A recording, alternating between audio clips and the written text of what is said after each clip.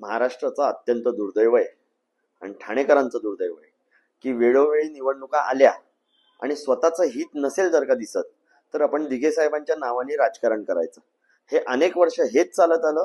आज देखील अशाच पद्धतीचं वक्तव्य जर का संजय शिरसाटांनी केलं असेल आणि एवढं खात्रीपूर्वक ते जर का असेल, मी गेले 23 वर्ष जेव्हा जेव्हा हा प्रश्न मांडला गेला तेव्हा मी विचारलेलं आहे की तुमच्याकडे पुरावे असतील तर समोर आणा, मी कोर्टात जायला तयार आहे. पण आज त्यागत अशा पद्धतीचं कोणी काही बोललेलं नाही.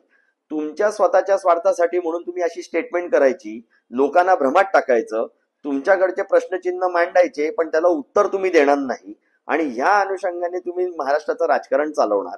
माझं थेट आव्हान आहे, जर का संजय शिरसाट हे म्हणत असतील याचा अर्थ ठाण्यामधल्या, म्हणजे ते म्हणतात की महाराष्ट्राच्या लोकांना माहिती आहे, मी तर म्हणतो या महाराष्ट्रामध्ये असलेल्या ठाण्यामध्ये जिकडे मुख्यमंत्री स्वतः आहेत आणि इतर त्यांचे नेते आहेत, याचा अर्थ या सगळ्यांना जर का ही गोष्ट माहिती होती तर तुमच्या दैवतावरती, जे तुम्ही म्हणता की तुमचे देव होते, दैवत होते, त्यांच्यावरती हा जेव्हा घाला घालत जात होता त्याला तुम्ही काय करत होतात का? म्हणून तुम्ही सदैव सगळी पदं उपभोगलीत कशासाठी? म्हणून तुम्ही जर का अशा पद्धतीचा जर का साहेबांवरती जर का ह्या पद्धतीचा घात झाला साहेबांचा तर का म्हणून तुम्ही चुप्प बसलात आणि आज का 23 वर्षानंतर हा प्रश्न तुम्ही निर्माण करताय? याचा अर्थ असा की ह्या षडयंत्रामध्ये तुम्ही देखील होतात का? आणि जर का तुमच्याकडे पुरावे असतील तर मी आज थेटपणे तुम्हाला सांगतो आणि या महाराष्ट्राच्या जनतेला सांगतो की केदार दिघे साहेबांचा पुतण्या म्हणून साहेबांना जो काही मी आज्ञा दिलेला आहे त्या अनुषंगाने मी कोर्टात जायला तयार आहे. या महाराष्ट्राच्या जनतेला साक्षी ठेवून सांगतो.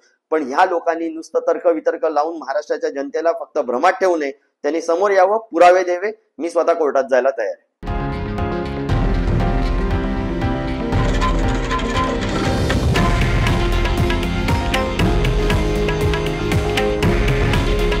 हे आहे देशातील नंबर 1 न्यूज नेटवर्क आणि आपण पाहत आहात TV9 मराठी.